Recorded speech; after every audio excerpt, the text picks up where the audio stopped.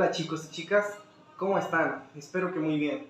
Mi nombre es Oliverio Limón Alvarado y yo les voy a hablar sobre los temas que es el papel del profesor y el alumno en los nuevos entornos tecnológicos de la formación.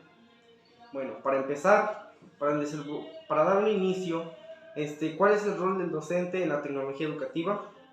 Aquí el rol del profesor cambia, que tradicionalmente ya no es lo mismo de antes.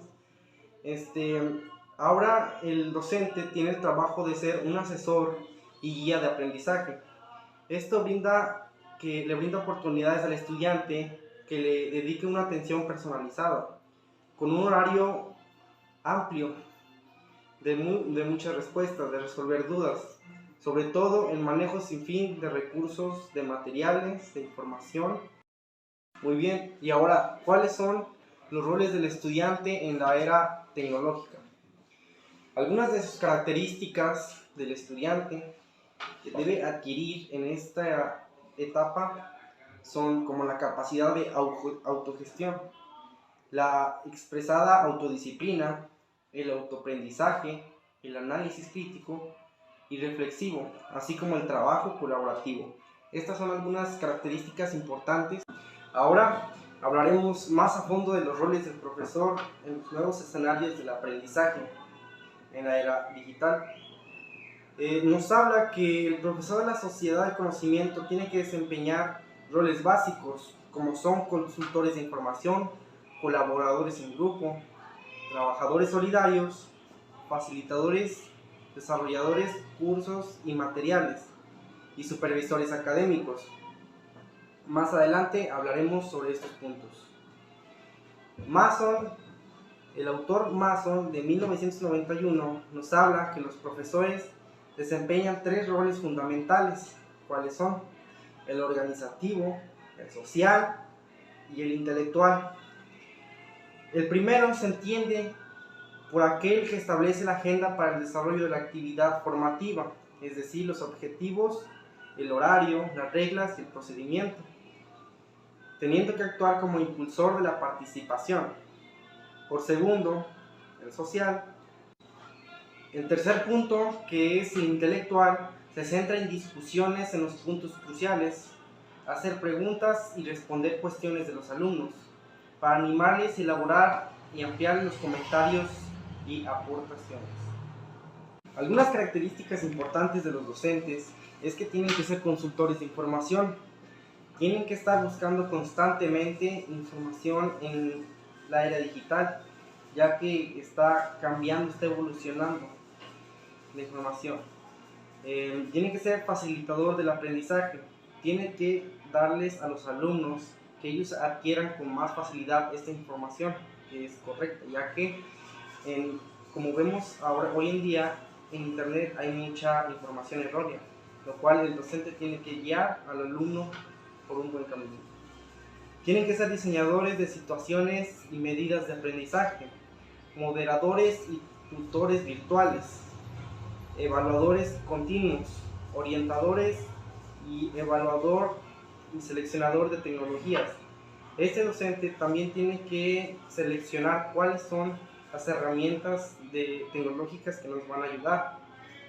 Citar a los alumnos para que amplíen y se desarrollen sus argumentos propios y los de sus compañeros.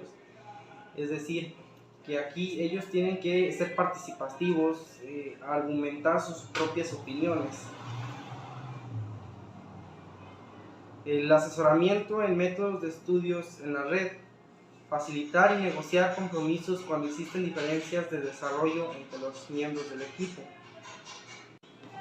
Muy bien, otras características serían resolver de forma individual y colectiva las diferentes dudas que tienen los alumnos al momento de manejar estas herramientas tecnológicas. Fomentar actividades de trabajo colaborativo y animar a la participación a todos los miembros. Es decir, hay distintas aplicaciones en las cuales los alumnos pueden trabajar en grupo, con dinámicas y actividades que son muy motivadoras, que son creativas y son muy atractivas. Realizar valoraciones de las actividades realizadas, es decir, tomarle un valor a esas actividades, evaluarlas y poder calificarlas. Horton nos habla que deben poseer una serie de características específicas para poder desenvolverse en estas tecnologías. Okay. Tener cierta capacidad para el autoaprendizaje y verlo en sí mismo como positivo. Ser autodisciplinado, con capacidad de controlar su tiempo y gustarle el trabajar solo. Es decir, aquí tiene que acostumbrarse, tiene que agarrar este hábito de tener la capacidad de poder aprender él solo, de buscar la información correcta. Saber expresarse por escrito con claridad, es decir, tener una comunicación escrita más desarrollada. El poseer ciertas habilidades y experiencia en el manejo de ordenadores y valorar positivamente el papel de la tecnología en la educación. El tener esta necesidad de una determinada formación y creer en la posibilidad necesaria para asistir a un curso presencial. El tener sentido positivo ante los pequeños problemas técnicos que se poseen y capaz de tener la capacidad de poder solucionarlos. Tener algunos conocimientos previos de la materia que se va a tratar en el curso. Ahora vamos a ver los roles del alumno en los nuevos escenarios del aprendizaje en esta etapa de la tecnología. Bajo esta línea debemos dejar de lado que los alumnos, para desenvolverse en la sociedad del futuro, deben poseer nuevas capacidades como las siguientes: la adaptabilidad a un ambiente que se modifica rápidamente, ya que estamos en constante cambio; saber trabajar en equipo; aplicar propuestas creativas y originales para resolver problemas; capacidad para aprender, desaprender y reaprender; saber tomar decisiones y ser independientes; aplicar las técnicas del pensamiento abstracto y saber identificar los problemas y desarrollar las soluciones. Aquí el estudiante deberá estar capacitado para el autoaprendizaje mediante las tomas de decisiones.